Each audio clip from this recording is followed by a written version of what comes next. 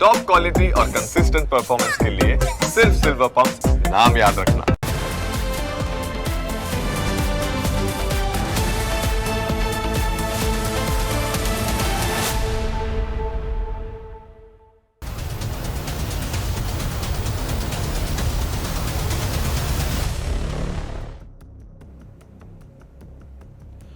આજકાલ કૌભાંડીઓ એટલા શાતિર થઈ ગયા છે કે પોલીસ પણ છેતરપિંડીનો ભોગ બનવા લાગી છે। સુરતની કડોદરા પોલીસને પણ એક ગેંગ ચૂનો ચોપડી રહી હતી, પરંતુ એક QR કોડના આધારે કડોદરા પોલીસે 3 ગુનેગારોને ઝડપી પાડ્યા।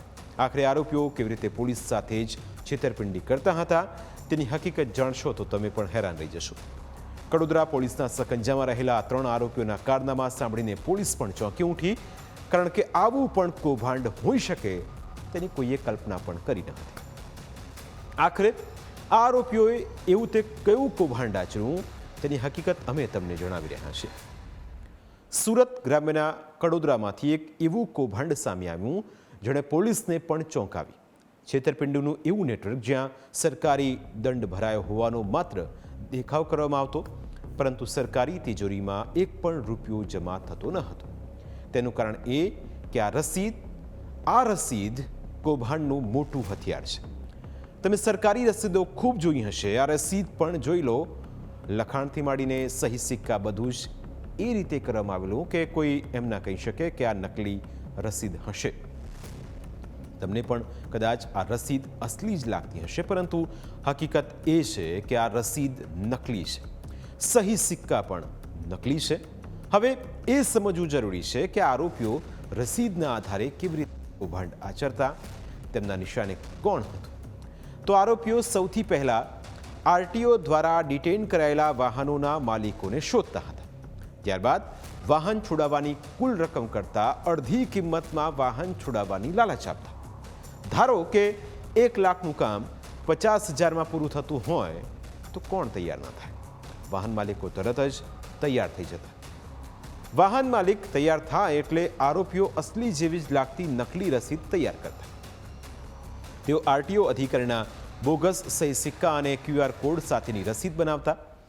દંડની કોઈ એન્ટ્રી પણ RTOના ડિજિટલ પોર્ટલ પર કરવામાં આવતી ન હતી, કારણ કે જો એન્ટ્રી કરે તો દંડ ભરવો પડે, પરંતુ અહીં તો વાહન માલિક પાસેથી લીધેલી રકમ ખિસ્સામાં નાખવાની હતી, તેથી તેઓ પોર્ટલ પર એન્ટ્રી જ કરતા ન હતા। છતાં તેઓ નકલી રસીદના આધારે કમ્પાઉન્ડમાંથી વાહનો છોડાવી લેતા। તેનું કારણ અસલી જેવી લાગતી આ નકલી રસીદો હતી। આ રસીદો જોઈને પોલીસ કર્મીઓને પણ એવું લાગતું કે વાહન માલિકે ખરેખર દંડ ભરી દીધો છે, પરંતુ હકીકતમાં વાહન માલિકો પાસેથી લીધેલા રૂપિયા આરોપીઓ પોતાના ખિસ્સામાં નાખતા અને નકલી રસીદોના આધારે વાહન છોડાવી જતા હતા।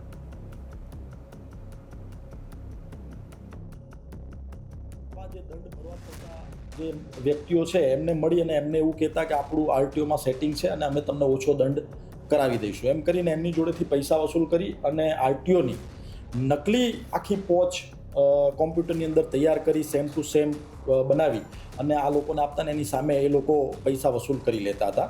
એની અંદર જે આરોપીઓ છે એમને ટોટલ 5,18,500 રૂપિયા તો વસૂલી લીધા છે, જે સરકારી ખરેખર નાણું છે। સરકારી નાણાંની આ લોકોએ ઉચાપત કરી લીધી છે। સરકારી જે મિલકત છે એને નુકસાન પહોંચાડવાની કોશિશ કરી છે, જેથી ખોટા ડોક્યુમેન્ટ ઊભા કરવા અને એનો ખોટાનો ખરા તરીકે ઉપયોગ કરવા બાબતે અને સરકારશ્રીને નુકસાન પહોંચાડવા બાબતે આ લોકો વિરુદ્ધ અત્રેથી ગુનો રજીસ્ટર કરવામાં આવેલો છે।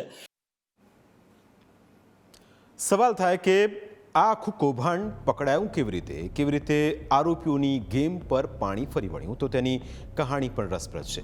નાનામાં નાની વસ્તુ પણ કેસ ઉકેલવામાં મોટી ભૂમિકા ભજવે છે। આવું જ કંઈક આ કેસમાં પણ જોવા મળ્યું।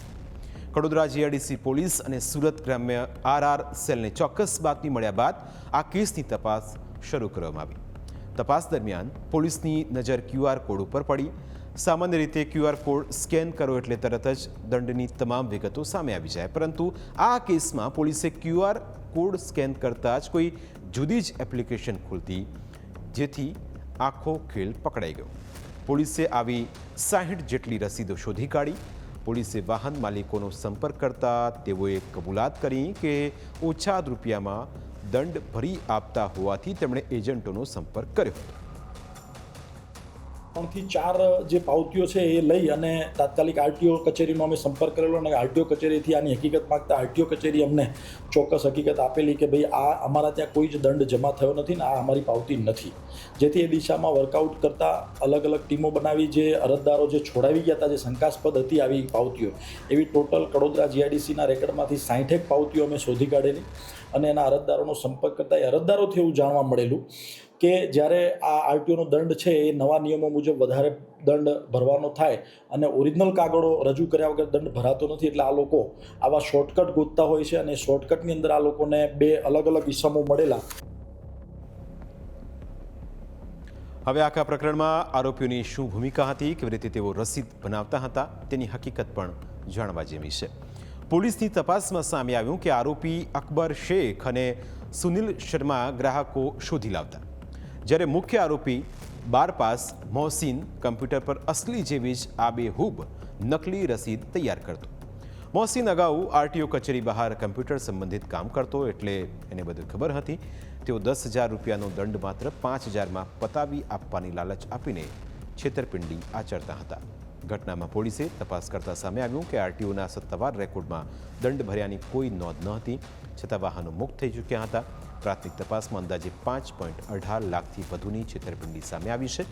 આરોપીઓએ ફક્ત સુરત જ નહીં પરંતુ રાજ્યના બીજા કેટલાક જિલ્લાઓમાં પણ આવી જ રીતે સરકારી તિજોરીને ચૂનો ચોપડ્યો છે.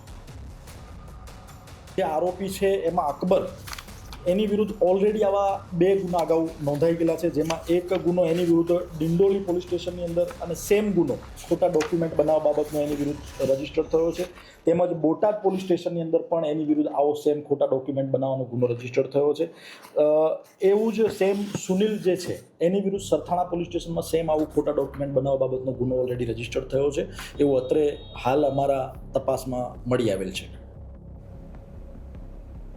હવે સવાલ એ છે કે જે દંડનું નુકસાન થયું તે રકમ પોલીસ આરોપીઓ પાસેથી વસૂલ કરશે, વાહન માલિકો પાસેથી વસૂલ કરશે કે પછી નુકસાની ભોગવીને આરોપીઓને કડક પાઠ ભણાવશે. સવાલ એ પણ થાય કે શું આ કૌભાંડ માત્ર 3 એજન્ટો સુધી સીમિત છે કે પછી આ નેટવર્કમાં અન્ય લોકો પણ સામેલ છે? શું આરટીઓના કોઈ કર્મચારીની સંડોવણી છે? આ તમામ મુદ્દાઓને ધ્યાનમાં રાખીને પોલીસે તપાસનો વ્યાપ વધાર્યો છે. પ્રાઇમ 9માં સમય થયો છે બ્રેકનું. બ્રેક બાદ અન્ય મુદ્દા વિશે વાત.